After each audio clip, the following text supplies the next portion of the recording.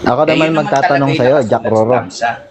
Pero meron paliwanag yan. Huwag lang yung putol-putol. Okay, next question. Ah, Ako. ak- Platform nyo na ako ba na, to? ako na Aldrin, magtatanong. tanong. Tanong. Ilang tanong ka, Aldrin?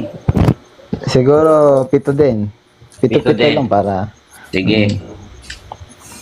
Sabi nyo, ang opisyal na pangalan, Iglesia ni Cristo. Tanong ko, yung iglesia ba ni Cristo na kinikilala nyo, iglesyang sa Diyos o iglesia ng demonyo? Categorical. Ang Iglesia ni Cristo, ito rin ay Iglesia ng Diyos. Sapagkat Salamat. ito ang gusto. Teka muna, Aldrin, sumasagot ako. Bakit ayaw mo Sagot. ko pasagutin? Ah, sige, Nagtanong sagot. ka, sasagot ako. Ang Oo, tanong ko kasi, natuwa lang ako sa Diyos o iglesia ng Diyos. demonyo? Oo. Kala mo naman, aatrasan ko yung tanong mo. Ang Iglesia sige. ni Cristo, ito rin ay Iglesyang sa Diyos.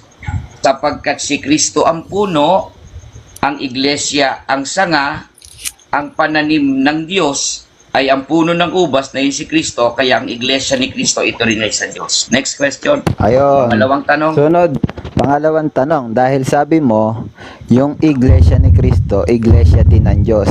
Tanong. Teka, naguluhan ako doon. Tanong. Sabi mo, yung iglesia ni Cristo, yun din kamo yung iglesia ng Diyos. Tanong, yung iglesia ba ni Cristo sa Diyos o sa tao? Categorical. Yes. Ang Iglesia ni Cristo, ito ay sa Diyos at hindi sa tao. Next Ayun, question. hindi kay Kristo. Sunod na tanong. Sabi mo, pangatlong tanong. Sabi mo, yung iglesia ni Kristo sa Diyos at hindi sa tao. So, inaamin mo ba na yung iglesia ni Kristo kamo na hindi sa tao, hindi yan kay Kristo dahil tao sa inyo si Kristo? Okay. Ang inaamin ko, Sagot. Mr. Aldrin, ang Iglesia ni Cristo ay sa Diyos. Hindi sa Malinaw tao. yun. Huwag mo kong Kaya nga, hindi sa- paikutin sa tanong na palilitawin mong sa tao ang Iglesia ni Cristo. Sa Teka, Diyos teka, pa rin, Aldrin. Next ulitin question. ko. Ulitin mo, uulitin ko rin yung sagot. Sige, ulitin ko yung tanong.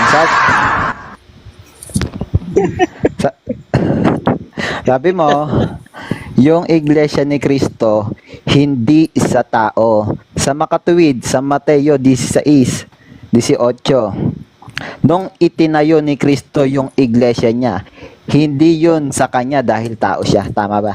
Ayon sa'yo. Hindi sa tao ang Iglesia ni Cristo.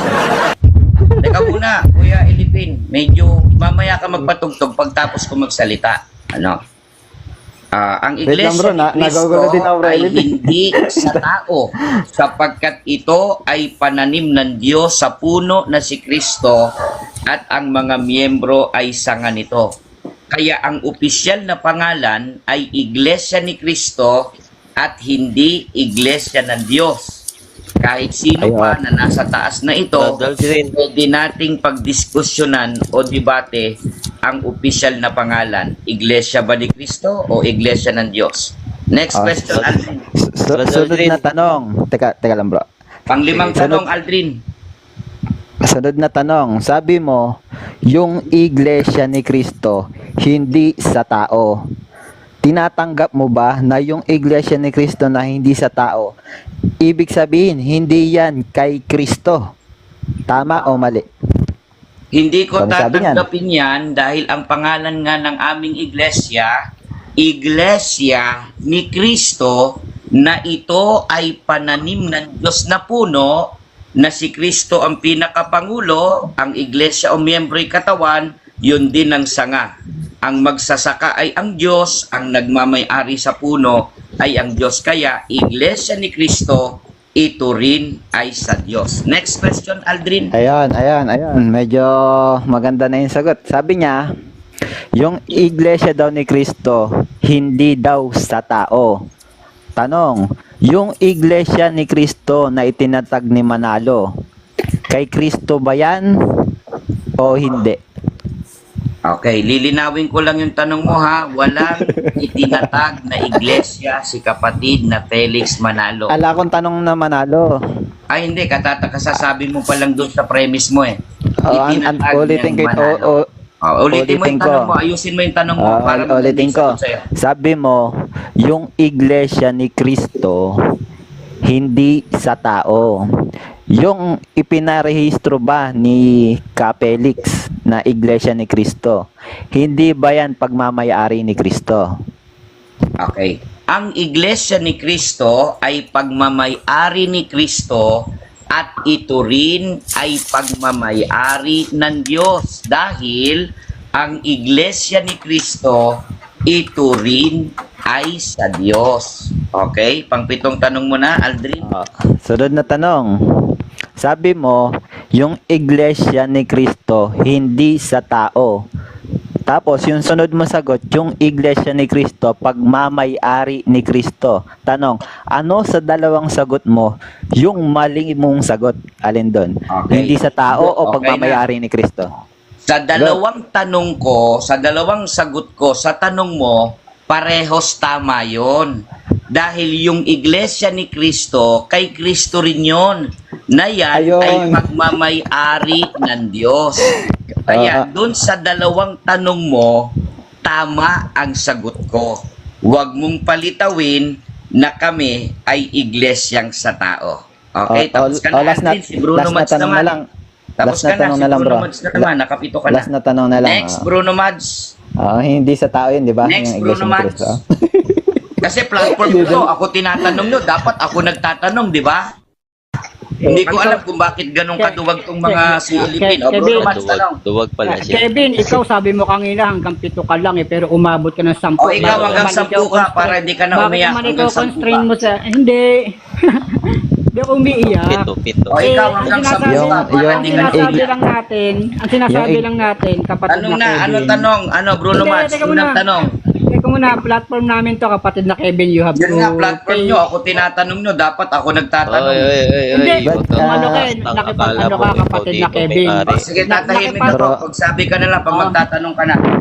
Bro Kevin, salamat kasi iglesia ni Kristo, hindi sa tao. Okay na, Aldrin. Magpabautismo ka muna, Aldrin.